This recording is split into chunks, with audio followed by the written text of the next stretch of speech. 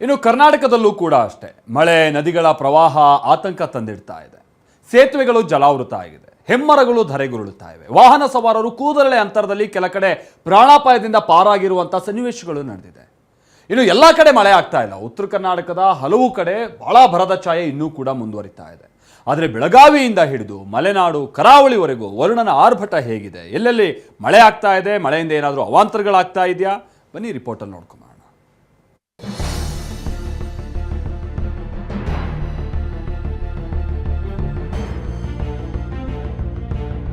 ಮಹಾಮಳೆ, ನದಿಗಳ ಅಬ್ಬರ, ಸೇತುವೆ ಸ್ವಾಹ, ಬೆಳಗಾವಿಯಲ್ಲಿ ಪ್ರವಾಹ.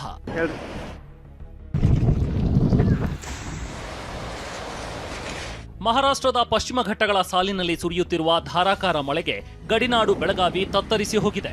ಕೃಷ್ಣಾ, ಘಟಪ್ರಭಾ, ಮಲಪ್ರಭಾ ಹಾಗೂ ಹಿರಣ್ಯಕೇಶಿ ನದಿಗಳು ಮೈದುಂಬಿ ಹರಿತಾ ಇವೆ. ಕೃಷ್ಣಾ ನದಿಗೆ ಕೇವಲ 24 ಗಂಟೆಗಳಲ್ಲಿ 24,000 ಕ್ಯೂಸೆಕ್ ಒಳಹರಿವು ಹೆಚ್ಚಳವಾಗಿದ್ದು, ಸದ್ಯ ಬರೋಬ್ಬರಿ 77,000 ಕ್ಯೂಸೆಕ್ ನೀರು ಧುಮ್ಮಿಕ್ತಿದೆ. ರಾಜಾಪುರ ಬ್ಯಾರೇಜ್ನಿಂದ 60,000 ಕ್ಯೂಸೆಕ್ ನೀರನ್ನ ಹೊರಕ್ಕೆ ಬಿಡಲಾಗ್ತಿದೆ. ಬೆಳಗಾವಿ ಜಿಲ್ಲೆಯಾದ್ಯಂತ ಕೇವಲ 2 ದಿನದಲ್ಲಿ ಬರೋಬ್ಬರಿ 8 ಸೇತುವೆಗಳು ಮುಳುಗಿವೆ. ನಿನ್ನೆ 4 ಸೇತುವೆ ಮುಳುಗಡೆಯಾಗಿದ್ರೆ, ರಾತ್ರಿ ಕಳೆಯೋದ್ರಲ್ಲಿ ಮತ್ತೆ 3 ಸಂಪರ್ಕ ಸೇತುವೆಗಳು ನೀರು ಪಾಲಾಗಿವೆ. ಗೋಕಾಕ್ ಬಳಿಯ ಶಿಂಗಳಾಪುರ ಸೇತುವೆ ಕೂಡ ಜಲಾವೃತವಾಗಿದ್ದು, ಅಪಾಯದ ಮಟ್ಟ ಮೀರಿ ಹರಿಯುತ್ತಿರುವ ನದಿಯಲ್ಲೇ ಜನ ಪ್ರಾಣ ಕೈಯಲ್ಲಿ ಹಿಡಿದು ಓಡಾಡುವ ದುಸ್ಥಿತಿ ನಿರ್ಮಾಣವಾಗಿದೆ. ಇತ್ತ ದೇವರ ಗರ್ಭಗುಡಿಗೂ ಜಲದಿಗ್ಬಂಧನ ಬಿದ್ದಿದೆ. ಕಲ್ಲೋಳ ಬಳಿಯ ದತ್ತ ಮಂದಿರವನ್ನ ಕೃಷ್ಣಾ ನದಿ ಸುತ್ತುವರೆದಿದೆ. ಹಿಡಕಲ್ ಜಲಾಶಯಕ್ಕೆ 15,000 ಕ್ಯೂಸೆಕ್ ನೀರು ಹರಿದು ಬಂದ ಪರಿಣಾಮ ವಿಠಲ ದೇಗುಲಕ್ಕೆ ನೀರು ನುಗ್ಗಿದೆ. ಇನ್ನು ಕಾರದಗ ಬಳಿ ಇರೋ ಬಂಗಾಳಿ ಬಾಬಾ ದರ್ಗಾವನ್ನ ದೂದ್ಗಂಗಾ ನೀರು ಸುತ್ತುವರೆದಿದೆ. ಇನ್ನು ಕೃಷ್ಣಾ ನದಿ ನೀರು ಏರಿಕೆ ಆಗ್ತಿದ್ದಂತೆ ಬಾಗಲಕೋಟೆ ಜಿಲ್ಲೆ ಜಮಖಂಡಿ ತಾಲೂಕಿನ ಚಿಕ್ಕಪಡಸಲಗಿಯ ಶ್ರಮಬಿಂದು ಸಾಗರ ಬ್ಯಾರೇಜ್ ಭರ್ತಿಯಾಗ್ತಿದೆ. ಬಾಗಲಕೋಟೆ ಜಿಲ್ಲೆಯ ರೈತರು ಕೂಡ ನಿಟ್ಟುಸಿರು ಬಿಡ್ತಿದ್ದಾರೆ. ಬ್ಯಾರೇಜ್ಗೆ ರೈತರು ಪೂಜೆ ಸಲ್ಲಿಸಿದ್ದಾರೆ.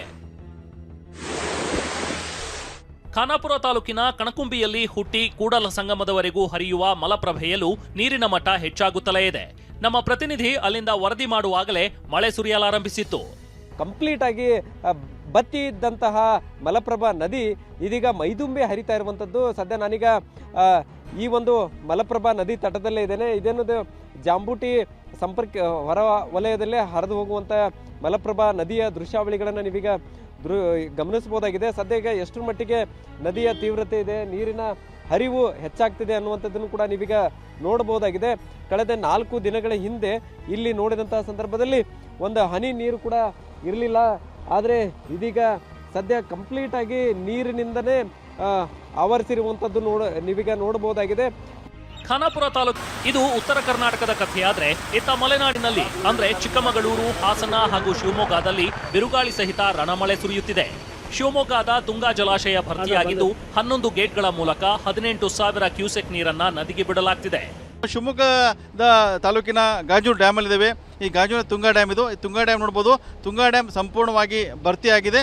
ಅಂದರೆ ರಾಜ್ಯದಲ್ಲಿ ಏನು ಮುಂಗಾರು ಮಳೆ ಆರಂಭ ಆದ ಮೇಲೆ ಮೊದಲ ಡ್ಯಾಮ್ ಭರ್ತಿಯಾಗುವುದೇ ಗಾಜೂರು ಡ್ಯಾಮು, ಗಾಜೂರಿನ ತುಂಗಾ ಡ್ಯಾಮು. ಹಾಗೆ ತುಂಗಾ ಡ್ಯಾಮ್ ಈಗಾಗಲೇ ಭರ್ತಿಯಾಗಿದೆ. ಭರ್ತಿಯಾಗಿ 11 ಗೇಟ್ಗಳನ್ನ ತೆರೆಯಲಾಗಿದೆ. ಪಶ್ಚಿಮ ಘಟ್ಟದ ಈ ಮಳೆಯಿಂದ ಉಡುಪಿ ನಗರದ ದಾಹ ತೀರಿಸುವ ಸ್ವರ್ಣ ನದಿಗೆ ಜೀವಕಳೆ ಬಂದಿದ್ದು, ಹಿರಿಯಡ್ಕಾದ ಬಜೆ ಡ್ಯಾಮ್ ಫುಲ್ ಆಗಿದೆ. ಮಳೆ ಕೆಲವೆಡೆ ಖುಷಿ ತಂದ್ರೆ ಇನ್ನೂ ಕೆಲವೆಡೆ ಕಷ್ಟ ತಂದಿಟ್ಟಿದೆ. ಗಾಳಿ ಮಳೆಯ ಆರ್ಭಟಕ್ಕೆ ರಾಜ್ಯದ ಹಲವೆಡೆ ಹೆಮ್ಮರಗಳು ಧರೆಗುರುಳಿವೆ. ಕೊಡಗಿನ ವಿರಾಜಪೇಟೆಯ ಬೇಟೋಳಿಯಲ್ಲಿ ಸ್ಕೂಟಿ ಚಲಾಯಿಸುತ್ತಿದ್ದ ಸಿಂಧು ಎಂಬ ಮಹಿಳೆಯ ಮೇಲೆ ಬೃಹತ್ ಮರ ಬಿದ್ದು ಗಂಭೀರ ಗಾಯಗೊಂಡಿದ್ದಾರೆ. Bureau report, TV9.